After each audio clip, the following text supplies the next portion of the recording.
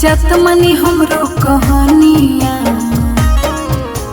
धान क खेती ना होई रोपनिया, देवघर घूमल जरूरी बदनिया। धान क खेती ना होई रोपनिया, देवघर घूमल जरूरी बदनिया। धान क खेती ना होई रोपनिया, देवघर घूमल जरूरी बदनिया।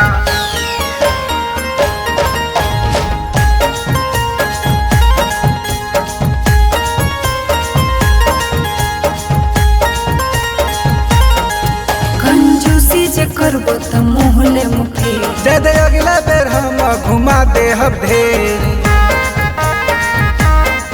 कंजूसी जे करबो त मोहले मुखे, जद अगला बेर हम घुमा दे ढेर। झूठे कहेला कि हम लक्ष्मीनिया।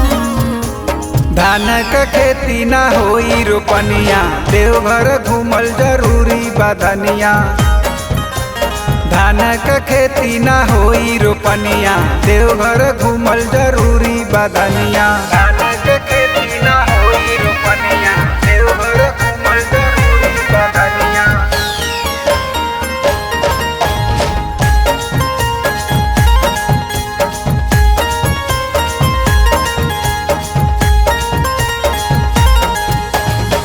रविन गुप्ता सावन में ले जाई में हरी, जब लड़ लेबे तब का होई है हरी।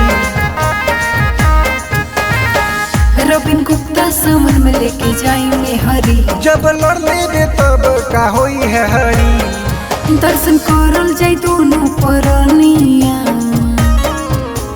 धान क खेती ना होई रोपनिया, देवघर घूमल जरूरी बदनिया। धान क खेती ना होई रोपनिया, देवघर घूमल जरूरी बदनिया।